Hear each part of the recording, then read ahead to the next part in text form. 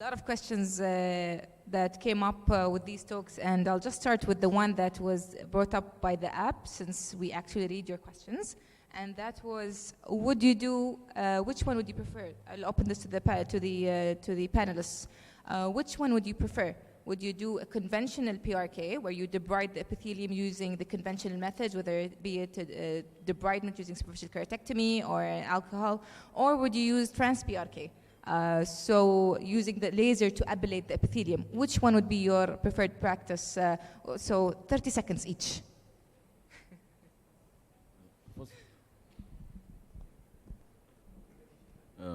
First of all, the problem with PRK is that there are some unknown devils in that. One is the haze. I am not very convinced that mitomycin removes haze in every patient. It depends on the amount of myopia you have. If you have a higher myopia and you are going to do PRK, you're going to produce more risk of haze because the keratocytes change. The problem in our place in UAE is the excessive solar exposure. So again, the patient is exposed to sunlight, there's more haze. I would prefer to use excimer laser to remove the epithelium, because epithelium now is one of the conditions which causes regression of the treatment. So if you have epithelium which is misbehaving, these patients, even after LASIK, even after PRK, they regress. So if you have a PTK in your laser machine, I think that's the best way to go. You go a transepithelial treatment. You can do a contoura with that. Alcohol removal works well, but I think epithelial treatment is better. It's my opinion as well. I'm using trans-PRK usually. Is healed faster, like not maximum than 5 days. We'll find all the epithelium is coming again. Regarding the pain, I think is less pain. As I did a questionnaire for my patients, which one, the BRK with alcohol or trans-BRK, with the trans-BRK is less pain. The pain begin 6 hours after the operation and maximum 1 day after. Yeah, I'm using the chilled BSS as well as for the pain control. I'm using the frozen contact lens as Dr. Shiti recommended. It's also the Profix is not maximum 2 days, twice per day for the first and the second day. This is my management for the pain, and it's usually with the trans-PRK. I think I will make this more interesting because I kind of disagree.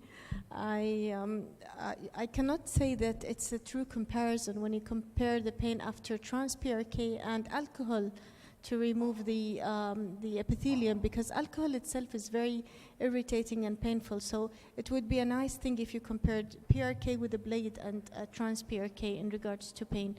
The other thing, but I've used trans-PRK before, and I found that it's okay to use it for cases with low to early moderate myopia, but later on the amount of heat, inflammation, the haze that takes much longer time to go with trans-PRK, I don't see that at all with PRK.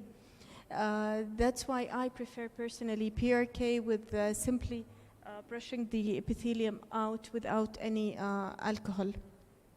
The other thing is regarding to the depth of ablation. We know that the anterior 1/3 of the cornea collagen differs from the posterior 2/3 of the cornea. And interestingly, I've seen that patients who develop haze, specifically when exposed to sunlight and UV light, are those who have like 3 diopters or 4 diopters. Patients who are treated for more myopia sometimes do not really present with haze. So I guess that made us think of the keratocyte involvement and the collagen at the anterior 1/3 of the cornea and the haze formation in those patients. Of course, we're using mitomycin C in those patients. In regards to pain control, in all my patients, I use non-steroidal anti-inflammatory, as you mentioned, and it's I use a dose of QID. It's not Profix, but something else. And specifically not just for pain control, to control the amount of hyperopia after refractive surgery, specifically for patients above the 38, 40s patient, that would make the hyperopia feature less. I think also the trans-PRK kind of it knows where the cornea is thickened in one area and where it's thin in the other area. So it kind of knows the architecture because the cornea is actually prolate compared to removing it with conventional. So I think it all depends on the case that you're presented. And again, what you had mentioned with regard to the amount of refractive error. Coming to that point, and the mic is with you, what do you think comparing PRK and LASIK? I know Dr. Jindan mentioned that, but what would be your preferred practice? Mild refractive error, would you do PRK or would you do LASIK? You tell us what is your opinion? The question that was raised, why not LASIK? Because we know that femtosecond LASIK percentage of ectasia is almost very, very, very low. What I do usually is cases who are suitable for both. I elect to go for PRK for the reason of ectasia, which is not the strongest, but for the reason of dry eyes. We have extremely high dry eye population, especially with the newer generation wearing a lot of contact lenses, using a lot of anti-acne medications. That also increases the dry eye. So basically, mild to moderate myopia suitable for PRK and LASIK, I would elect PRK. One question for Dr. Mita.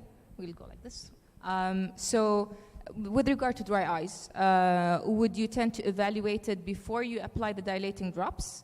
Or would you have your patient come to your clinic with him fully dilated, fully worked up? So when is the ideal time for you to evaluate the dry eyes, since we know that it actually affects all the readings that we do in our clinic? I think you should evaluate dry eye before you put anything in the eye. That's the best way to go, because any drop you put, it will change the dynamics of the ocular surface. So it's very important that you, in fact, most of the topographers in the new MS-39 has got the tear film assessment, which is a non-invasive. You don't have to do anything. You just take the picture of the ocular surface, and it gives you the exact tear breakup time.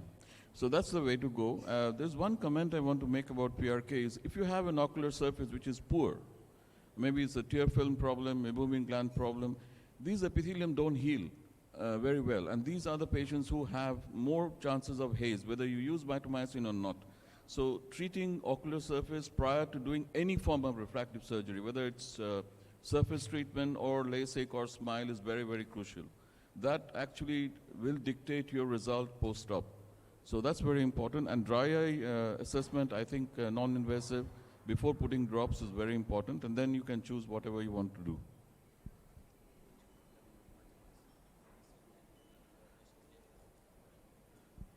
No, I think I just use for 20 seconds mitomycin 0.04%. That's, yeah, all patients. I really don't know what. Actually, there is a guideline from Dr. Parag Majumdar, who has been advocating a lot of, he has mentioned, depending on the refractive error, the depth, you can choose how much mitomycin to use. But I don't think there is a clear-cut advocate of any particular type of percentage. Because you can use 0.01, 0.02, I mean, it depends, 5, 10, 20 seconds. But I think flat 0.04%, 20 seconds works well. I think the other question that comes with regard to mitomycin C, the duration, but then we realize that duration does not matter, whether it was 20, 45, or 60 seconds, it's basically the same effect. So, yeah, fantastic. Coffee break. Dr. Ahmed? Coffee break. Coffee break, fantastic. So, guys, thank you so much. We enjoyed the coffee break, and I'll see you later. Thank you.